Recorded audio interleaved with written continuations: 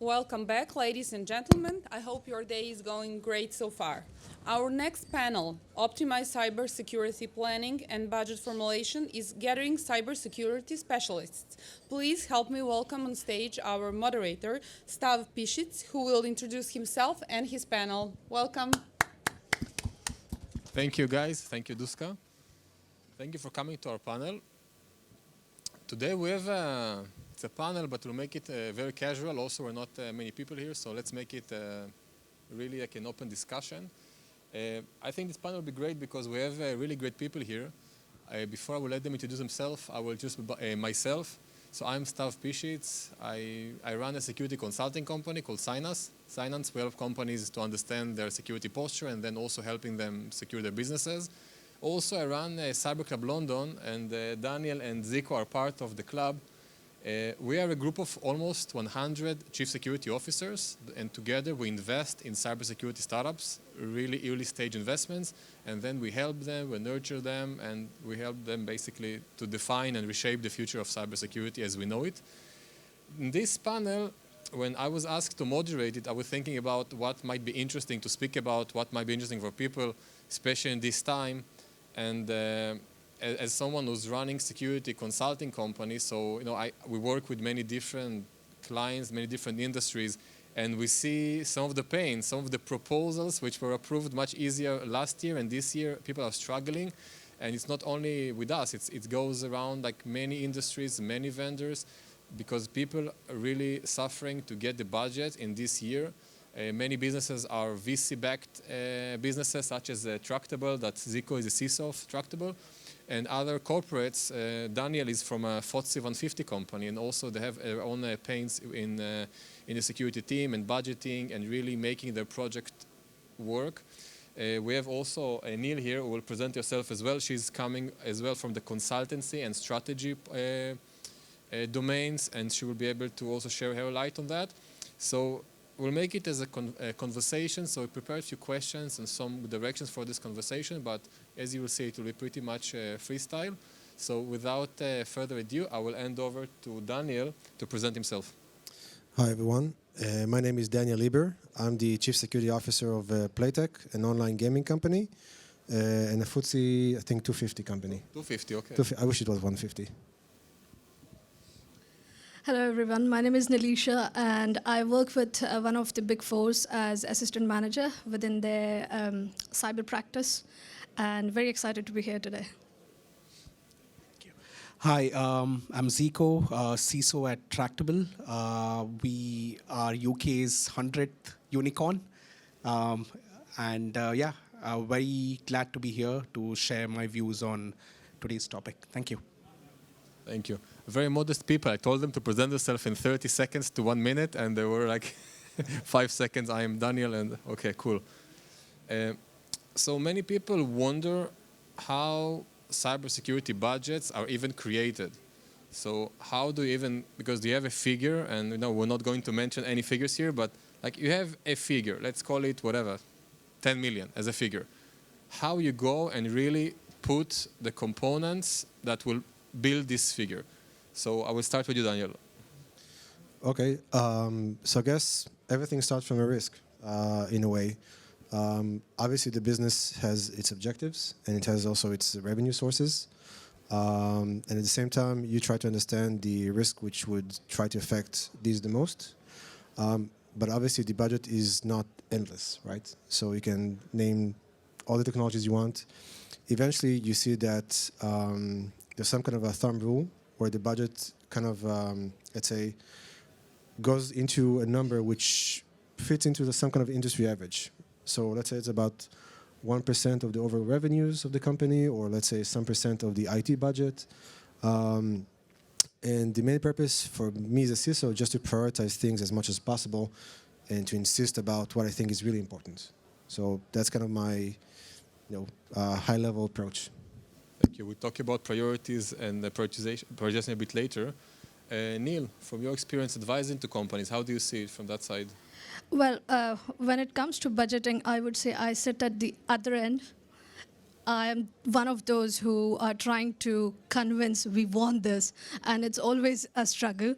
So and management only understands numbers. So it's very important what is going on in the industry, what is happening with the competitors, how they are making sure that they are safe in this emerging market where there are all kinds of cyber threats, especially ransomware, for example. So giving these kinds of examples, numbers come in handy whenever you're speaking with the management. So Daniel is sitting at the other end, so I can talk for the other side. Yeah. Okay. Thank you, Zico.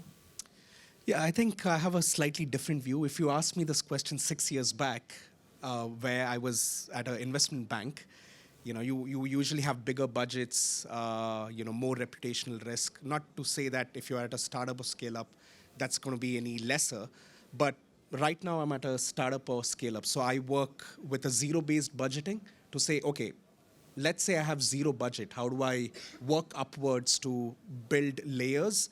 And again, to what Daniel mentioned, right? You build off by understanding your risks. You have to translate those into the business language. You can't be going around with technical jargons that your senior leadership may or may not understand. Boards are getting technical these days. So, if you can translate that and say, what is the cost of not doing something?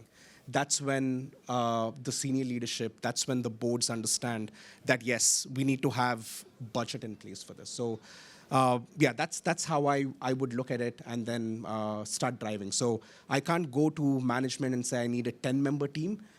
Go there with a 3-member, sort of formulate around that and start building layers on top of it. Thank you, Zico. Zico, so from your experience, what really moves the needle for management? Like, what really makes them invest in security? Yeah, I think again, in startup and scale-up industry, up to a certain point, they don't take, cybersecurity comes as an afterthought. But as soon as they start becoming big, as soon as you start raising funds, we are in the AI space, so it's very, very hot right now. So you have to make sure that you're protecting the brand. Even if you have a secure product, you want to make sure your websites are secure. You want to make sure there's no reputational damage, right? You don't want customers coming back and saying, hey, there was a PII leak, or there's a bug in your website, and even though you may not be publicly traded company, there's always this reputational risk that the customers will say, look, I don't think I can trust your brand. So for me, it was a challenge, but it was more about going and convincing them that, look, we have to bake security from day zero and not as an afterthought. Let's do it together where I won't be a blocker to you, but you also have to make sure that we go hand in glove with respect to security. Neil, how do you think security can be an enabler in organizations and not a blocker as it used to be in previous years? What do you think can make information security or cybersecurity as a business enabler in businesses nowadays, in opposed to as it was back in the days when guys were saying no? Yeah. So as Zico just mentioned, you have to speak their language. You have to make them understand what could be the cost of not implementing it versus what could be the cost of having it implemented. And you have to survive in the industry. So what is how it was able to help the competitors secure themselves. So I can't say it enough how much the management loves to speak about the numbers, and also awareness programs and how they would also be able to help you keep yourself safe. So yes, same point as Zico mentioned, you have to speak their language. They might not understand the technical jargons. You have to speak in a way that they would understand. And yes, I do agree they are educating themselves, but they might not understand everything. So you have to make them understand. Thank you. And now talking about numbers, Daniel, you mentioned the fraction of the revenues, the fraction of the IT budget. So can you maybe share some numbers? Again, it's a question for all of you.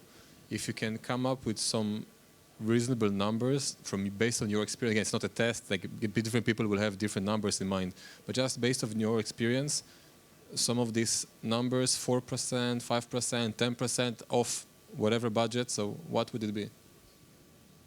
So from my experience, I mean, a good number will be, I think, I mean, if looking on different numbers, then obviously you have your budget as part of the overall